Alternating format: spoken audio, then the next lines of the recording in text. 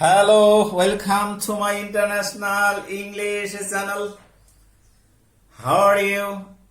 I hope that all are safe and sound by the grace of Almighty Allah. Today I want to spend some time with you discussing and sharing completing sentence part 2. Please join with us and enjoy my lecture and get a clear concept and try to remove your doubt from my lecture. Okay? Look at the whiteboard. First conjunction as if. As if এর বাংলা অর্থ হলো যেন। As if এর বাংলা অর্থ কি বললাম কি? As if যেন মনে হয়। তাহলে as if এর আগের বাক্যটি যদি প্রেজেন্ট টেন্স হয় পরের বাক্যটি পাস্ট টেন্স হবে। তবে পরের বাক্য যেখানে পাস্ট টেন্স হবে যে ক্ষেত্রে ওয়াজ হওয়ার কথা সেক্ষেত্রে ওয়্যার হবে, যে পার্সন গুলোর সাথে ওয়্যার হওয়ার কথা সেক্ষেত্রে ওয়াজ হবে। অর্থাৎ ফার্স্ট পার্সন সিঙ্গুলারের সাথে থার্ড পার্সন সিঙ্গুলারের সাথে ওয়াজের পরিবর্তে ওয়্যারের ব্যবহার করতে হবে।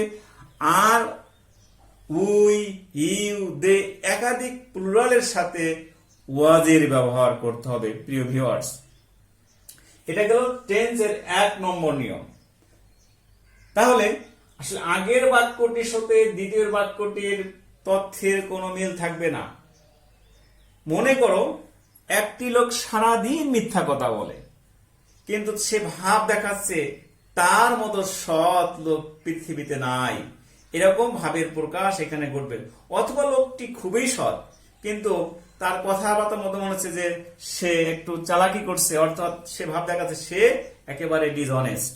ওকে, অর্থাৎ এইখানে যে অ্যাডজেক্টিভ থাকবে, যে ধরনের কোয়ালিটি থাকবে তার বিপরীত অর্থ সবসময় প্রকাশ পাবে। লক্ষ্য করো, she talks as if she were honest. মেয়ে কিভাবে কথা বলছে সেজন্য একেবারে সৎ, আসলে অসৎ কে বুঝলাম এখানে ওয়্যার দেখে। তার ভঙ্গি দেখে মনে হচ্ছে সে সৎ, আসলে সে সৎ নয়। ক্লিয়ার? তাহলে এখান থেকে পেলাম এই বাক্যটি প্রেজেন্ট ইনডেফিনিট টেন্স আর এই বাক্যটি পাস্ট ইনডেফিনিট টেন্স। প্রিভিয়াস এই as if এর আরেকটি রুল হলো as if এর আগের বাক্যটি যদি পাস্ট টেন্স হয় as if এর পরের বাক্যটি পাস্ট পারফেক্ট টেন্স হবে। কি বললাম? as if এর আগের বাক্যটি যদি পাস্ট টেন্স হয় অর্থাৎ ভার্বের পাস্ট ফর্ম থাকে, as if এর পরের বাক্যের ক্ষেত্রে অবশ্যই পাস্ট পারফেক্ট টেন্সের বাক্য দ্বারা বাক্যটি কমপ্লিটিং করতেই হবে। She talked as if she had known all. সেভাবে কথা বলছে সে যেন সবকিছুই জানে, আসলে সে কিছুই জানে না। এ হলো as if এর কমপ্লিটিং সেন্টেন্স। তাহলে এখান থেকে আমরা শিখলাম as if এর বাংলা অর্থ হলো যেন আগের বাক্যটি যদি প্রেজেন্ট টেন্স হয় পরের বাক্যটি ফার্স্ট টেন্স হবে, আর আগের বাক্য যদি পাস্ট ইনডেফিনিট টেন্স হয় পরের বাক্যটি পাস্ট পারফেক্ট টেন্স দিয়ে কমপ্লিটিং সেন্টেন্স করতে হবে। কোনো কনফিউজিং? ওকে, নো কনফিউজিং। এখন আমরা দেবো আরেকটি সেন্টেন্স, আরেকটি conjunction as though। as though আর as if এর বাংলা অর্থ একই, এর ব্যবহার একই রকম। অর্থাৎ as if এর আগের বাক্যটি যদি প্রেজেন্ট টেন্স হয় as if এর পরের বাক্যটি পাস্ট টেন্স হবে। এই ক্ষেত্রে পাস্ট টেন্স যদি আমরা ওয়াজ ওয়্যারে ব্যবহার করি first person singular third person singular সাথে কি ব্যবহার করতে হবে? ওয়্যারের ব্যবহার করতে হবে। আর অন্য পারসন যেখানে ওয়্যার বসতো সেক্ষেত্রে ওয়াজের ব্যবহার তোমাকে এখানে করতে হবে। আরেকটি সূত্র হলো ভার্বের পাস্ট ফর্ম দিয়েও বাক্যটি কমপ্লিট করা যাবে। Previous Look at the board. He speaks as though he knew all বা everything, অথবা he were honest বা educated, লোকটি এমন ভাবে কথা বলছে সেজন্য শিক্ষিত, সেজন্য সৎ। আসলে সে হবে এখানে অসৎ, এখানে হবে আনএডুকেটেড, ডিসঅনেস্ট আর আনএডুকেটেড আসলে, কিন্তু ভঙ্গি হচ্ছে সে দেখাচ্ছে তার মধ্যে শিক্ষিত নাই, তার মধ্যে সৎ নাই। আসলে এই কোয়ালিটির বিপরীত অর্থ প্রকাশ করছে। বুঝলাম কিভাবে? ওয়ার দেখে। এখানে ওয়াজে ব্যবহার করতাম তাহলে অনেস্ট আর এডুকেটেড তার সত্যিকারী গুণ। প্রিয় ভিউয়ার্স, আশা করছি নিয়মটি তোমাদের কাছে একেবারে পানির মতো সহজ হয়েছে। ক্লিয়ার?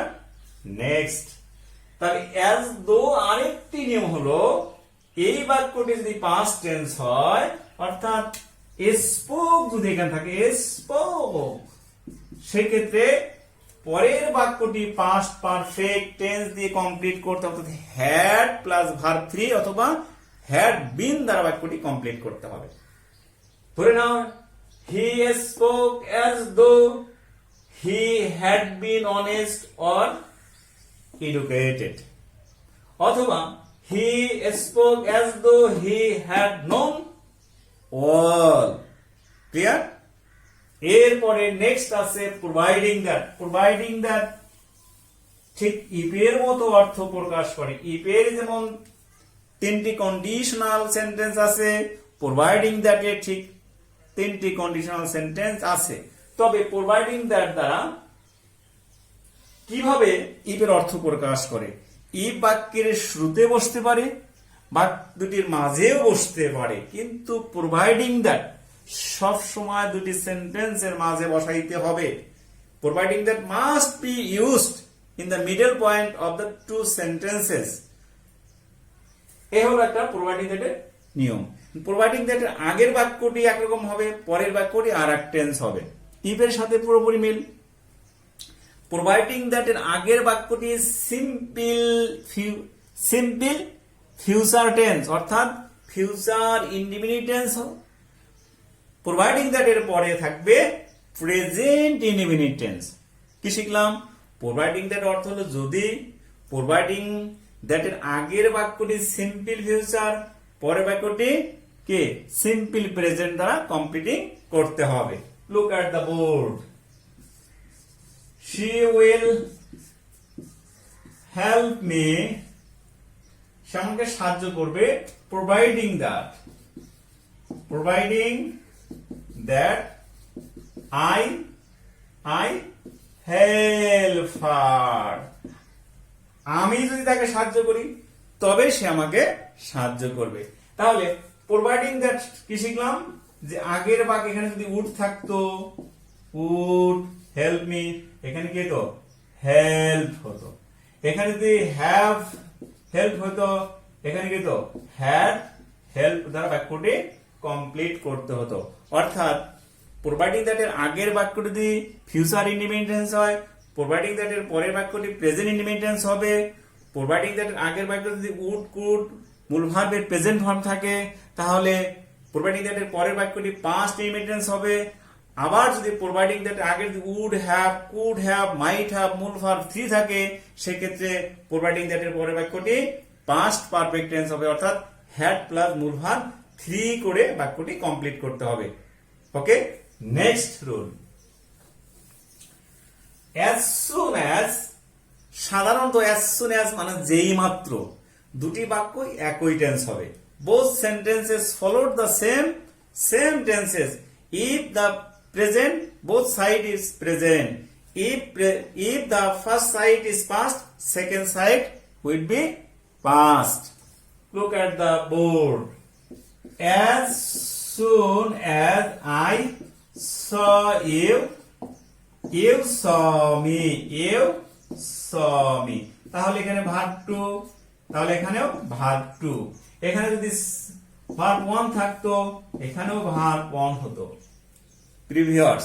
তাহলে অ্যাজ সুন অ্যাজ এর কে দুপাশেই একই টেন্স অনুসরণ করে বাক্যটি কমপ্লিট করতে হবে। নেক্সট,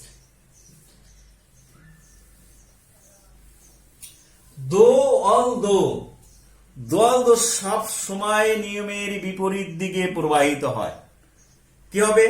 সে যদিও সে পড়ে তবু সে ফেল করবে, যদি সে না পড়ে তাহলে সে পাস করবে। অর্থাৎ স্রোতের বিপরীত, নিয়মের বিপরীত, নিয়ম যেদিকে বলে তার বিপরীত অর্থ বোধক বাক্য দিয়ে সেন্টেন্সটি কমপ্লিট করতে হবে। ধরে নিলাম দো হি ওয়াজ ব্রিলিয়ান্ট, তাহলে he failed in the exam, he failed in the exam. অর্থাৎ যদিও সে মেধাবী ছিল, পরীক্ষা সে অকৃতকার্য হয়েছিল। তাহলে ব্রিলিয়ান্ট হলে কি হয়? পরীক্ষা পাস করে। তাহলে ব্রিলিয়ান্ট হওয়ার সত্ত্বেও সেখানে কি করলো? ফেল করলো। তাহলে নিয়মের বিপরীত। তাহলে এখানে যদি দো হি ওয়াজ পোর অথবা he was weak, he was normal, he passed in the exam. যদিও সে দুর্বল, যদিও সে কে বেশি মেধাবী নয়, তবু সে পরীক্ষায় পাস করেছিল। সব সময় নিয়মের বিপরীত মুখী বাক্য দিয়ে দো অলদো বাক্যটি কমপ্লিট করতে হবে। তাহলে দো অলদো অর্থ যদিও, প্রথম বাক্যটি যে টেন্স হবে পরের বাক্যটি একই টেন্স হবে। তবে একটি কথা মনে রাখতে হবে, প্রথম বাক্যটির বিপরীত অর্থবোধ বাক্য দিয়ে বাক্যটি কমপ্লিট করতে হবে। ধরলাম দো you are poor, though you are educated, he was not respected everywhere. Though he was educated, though he was honest, he was not respected everywhere. Clear? Next, as since because, though যেমন নিয়মের বিপরীত, as since because নিয়মের অনুকূল। অর্থাৎ যদি সে মেধাবী হয় পরীক্ষায় pass করবে, সে যদি দুর্বল হয় পরীক্ষায় ফেল করবে। তাহলে লক্ষ্য করো, as he was brilliant, he passed in the exams. কি শিখলাম এখান থেকে? তাহলে as নিয়ম, সে মেধাবী ছিল, সে পরীক্ষায় পাস করেছিল। while, নেক্সট while মানে যখন তোমার কেউ ছিল, এরকম বাক্য আছে না? while মানে যখন, while এর পরে পাস্ট কন্টিনিউয়াস টেন্স হবে এবং অপর বাক্যটি পাস্ট ইনডিফিনিট টেন্স হবে। তাহলে এই একটি বাক্য কি হবে? পাস্ট কন্টিনিউয়াস টেন্স, অপর বাক্যটি হবে past indefinite tense. while I